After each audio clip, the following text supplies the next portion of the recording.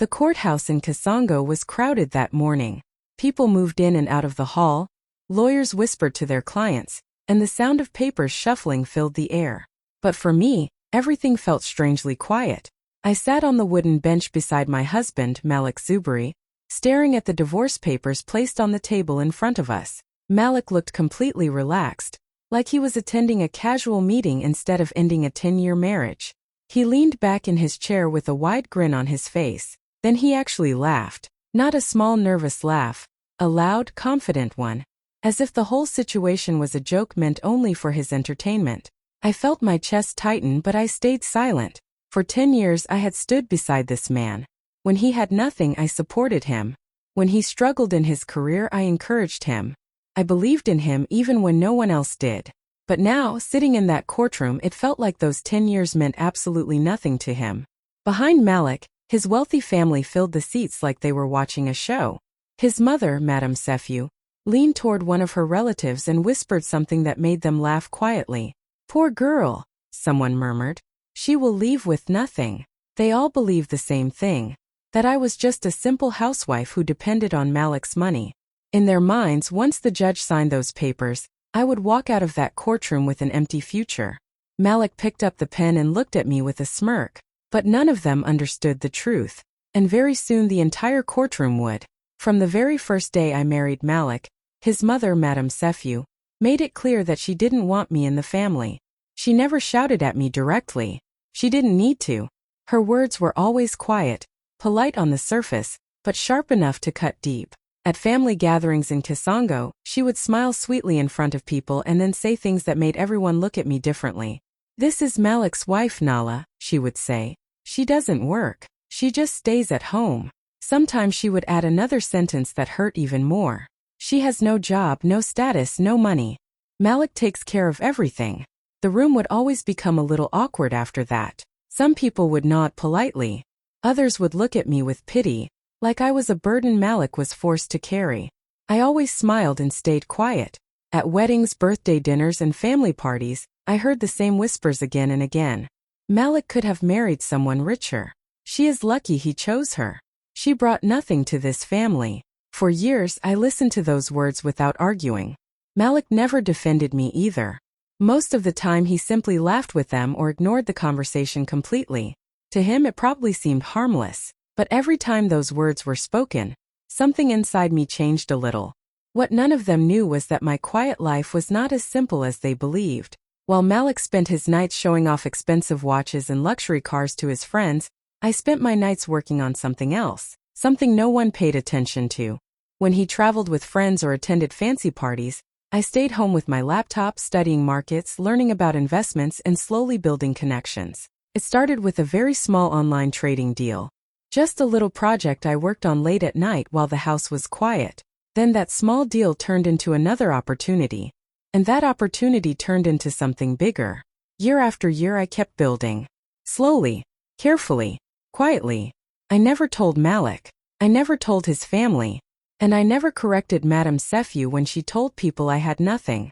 Sometimes the strongest power is silence. Because while they were busy laughing at the worthless housewife, I was quietly building a life they could never imagine. 6 months before we sat in that courtroom, my world had already started falling apart. But at the time I didn't know it yet. It began with small changes in Malik's behavior. He started coming home later than usual. Sometimes he said he had business dinners. Other times he claimed he was meeting friends. First I believed him. After all, for 10 years I had trusted this man with my whole heart. But slowly things stopped making sense. His phone was always in his hand. If a message appeared, he would quickly turn the screen away from me. He started locking his phone, something he had never done before. Sometimes I would see him smiling while texting late at night, and when I asked who it was, he would casually say, "Just work." One evening, Malik left his phone on the table while he went to take a shower. It buzzed with a new message. I wasn't planning to look at it, but something inside me felt wrong. The screen lit up with a name I had never seen before. Zuri. The message preview was short, but it said enough. "I miss you already." My heart dropped. My hands felt cold as I stared at the screen. I told myself maybe it was innocent. Maybe it was just a misunderstanding. But when I opened the conversation, The truth was impossible to ignore. Photos, late-night messages, plans to meet, romantic words that he had not said to me in years. The woman was Zuri McKenna, a glamorous social media influencer from Nigerian Heights. She was beautiful, confident, and famous for showing her luxury lifestyle online. Malik had even liked many of her posts, something I had never noticed before. That night, I waited for him in the living room. When Malik came out of the bedroom, I held the phone in my hand. My voice was shaking when I asked him one simple question. Who is Zuri? For a moment he looked surprised, but then something unexpected happened. He laughed. Not a nervous laugh, not a guilty laugh, a careless, amused laugh like the situation didn't matter at all. Oh, so you finally found out, he said casually. I stared at him, waiting for an explanation, an apology, anything, but it never came. Instead, he shrugged and said words that cut deeper than any knife.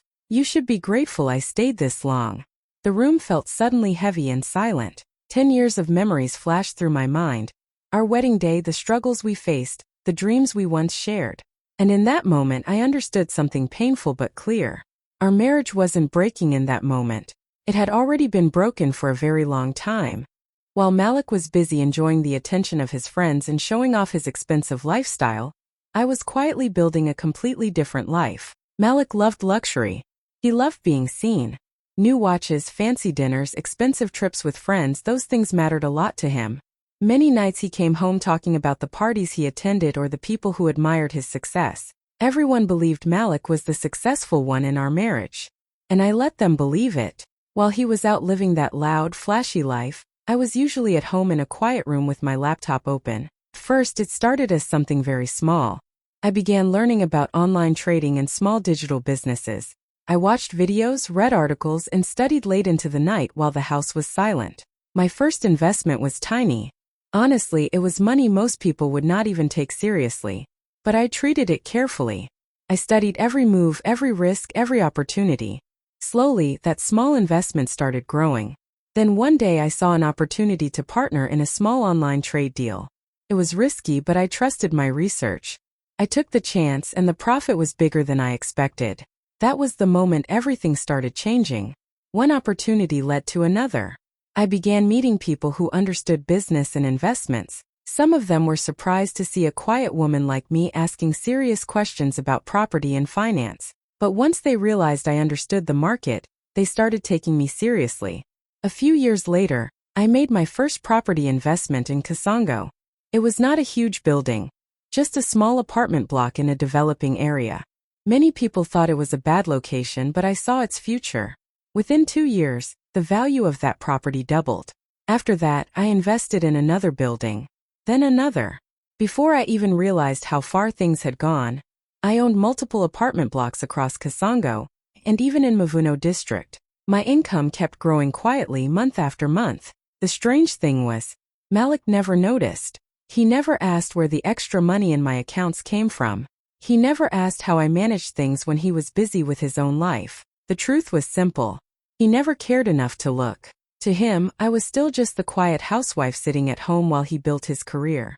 And that misunderstanding would soon become the biggest shock of his life. The courtroom in Kasongo slowly filled with people as the hearing began.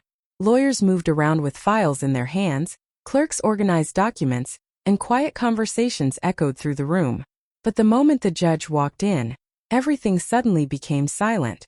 I sat at the table beside my lawyer, my hands resting calmly in my lap. Across from me sat Malik, looking completely relaxed. He leaned back in his chair like this was just another normal day for him. His confidence was obvious. Every few seconds he exchanged amused looks with his lawyer, as if they were already celebrating their victory. Behind him, his family watched the scene with the same expression. Madame Sefu sat proudly in the front row, her arms folded and her face full of satisfaction. From the way she looked at me, it was clear she believed this was the moment I would finally disappear from their lives with nothing. The judge began reading the details of the divorce case. His voice was calm and serious as he explained the legal process and the financial matters that needed to be discussed. Malik barely paid attention. Instead, he leaned closer to his lawyer and whispered something that made both of them laugh quietly. Then came the moment that made the entire room react. Malik's lawyer stood up and spoke confidently. He explained that since Malik had been the main provider during the marriage, the court should consider financial support after the divorce. But the shocking part was what came next. He suggested that I might even need support from Malik to maintain my lifestyle. For a second, the room went completely still. Then several people in the courtroom began whispering and laughing under their breath. Even some of Malik's relatives couldn't hide their amusement. I could hear Madame Sefu chuckling behind me. Malik turned his head toward me with a smug smile, like he was watching the final moment of my defeat. His expression said everything he was thinking. In his mind, I was about to lose everything. The house, the security, the life I had lived for 10 years. He believed that once the papers were signed, I would walk out of that courtroom with nothing but regret. I simply sat there quietly, my face calm, my hands still resting on the table. Because while everyone in that room believed they already knew the ending of this story, the judge hadn't even reached the most important part yet. The courtroom slowly became quiet again after the laughter faded. The judge looked down at the documents in front of him, then lifted his eyes and looked directly at me. His voice was calm when he spoke. "Mrs. Tembo," he said, "could you please present your financial statement to the court?" For a moment the room was silent. Then suddenly Malik burst out laughing. It was loud enough that several people turned their heads. He leaned back in his chair and shook his head like the judge had just said something ridiculous. "So she can show her empty account?" Malik said loudly, clearly trying to entertain everyone in the room. A few people behind him chuckled. I could hear Madame Sefu whispering something to a relative, and they both smiled like they were watching a comedy show. Malik looked at me with the same confident smirk he had worn all morning. In his mind, the situation was simple. I was the quiet housewife who depended on him. Of course my account would be empty. Of course I had nothing to show the court. But my lawyer didn't react to the laughter at all. He calmly stood up, opened a folder and took out a thick set of documents. Without saying a word, he walked toward the judge's desk and placed them in front of him. The room slowly became quiet again. The judge adjusted his glasses and began reading the papers carefully. At first, his expression stayed neutral. But after a few seconds, something on the page seemed to catch his attention. His eyebrows lifted slightly. Then he flipped to another page. The silence in the courtroom started to feel heavy. The same people who had been laughing just moments earlier were now watching the judge closely, trying to understand what he was seeing.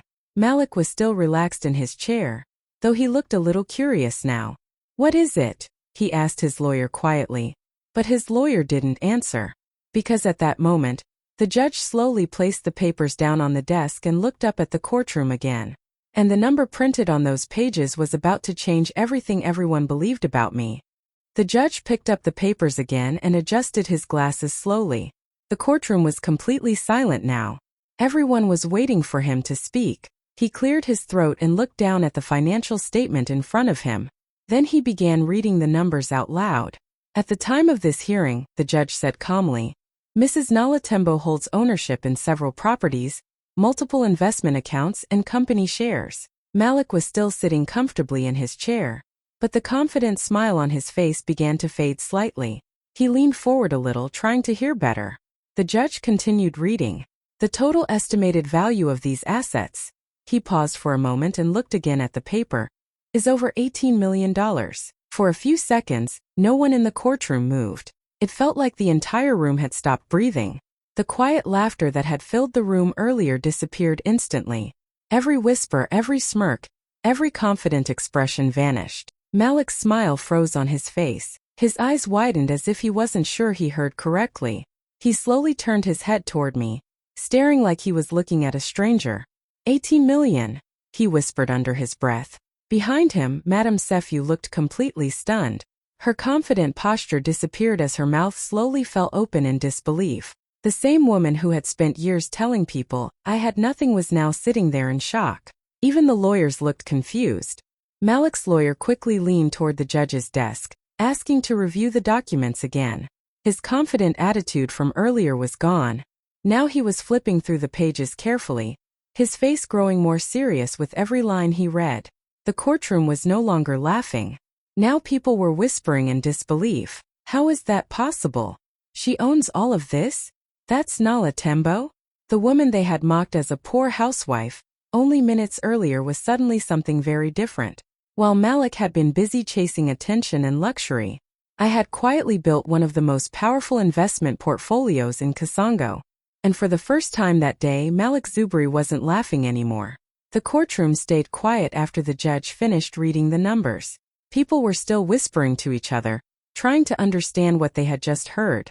The atmosphere in the room had completely changed. The judge then turned his attention to Malik. "Mr. Zubri," he said calmly, "were you aware of your wife's financial standing and her business assets?" All eyes in the room shifted to Malik. For the first time that day, he didn't have an answer ready. Malik slowly turned his head and looked at me. But the way he looked at me was different now. It wasn't the confident, mocking look he had before.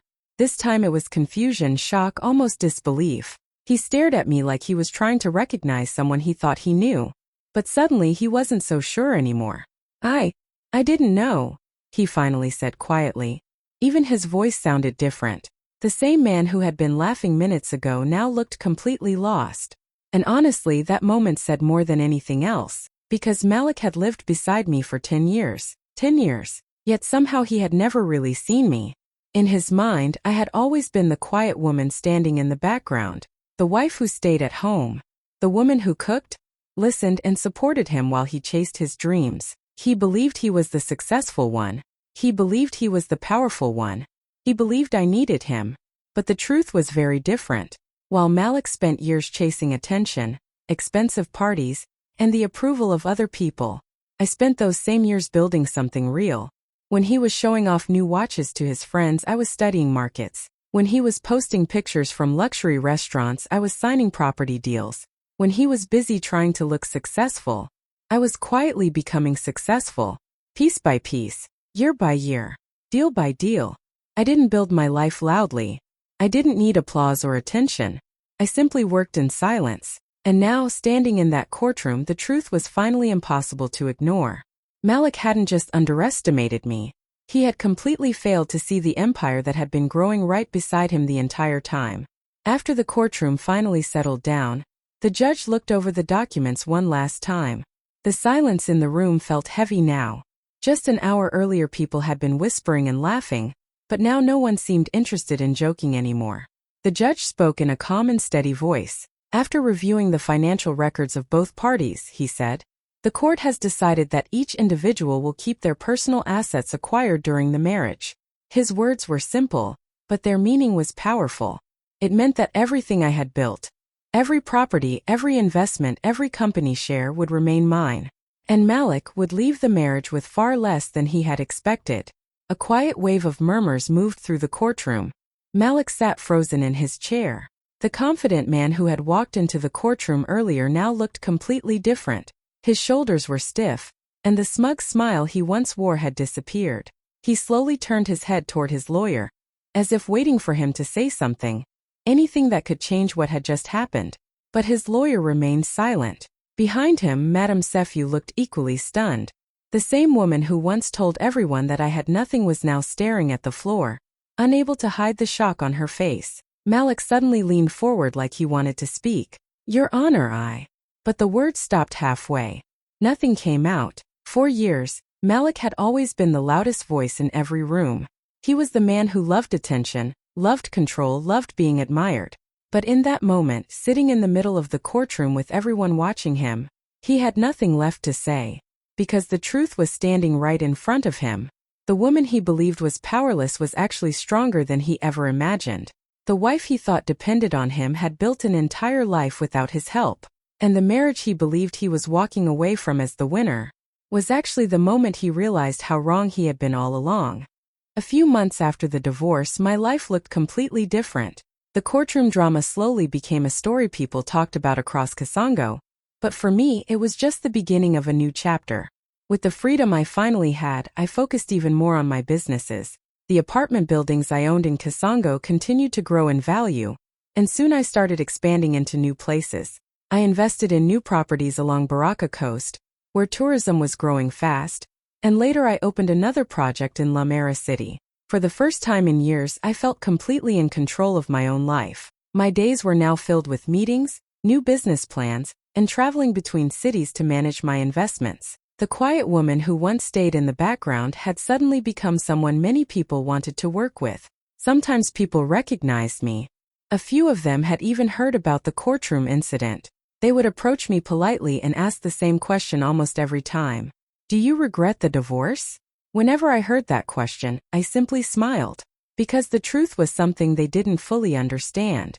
The day Malik laughed while signing those divorce papers was supposed to be the day my life fell apart.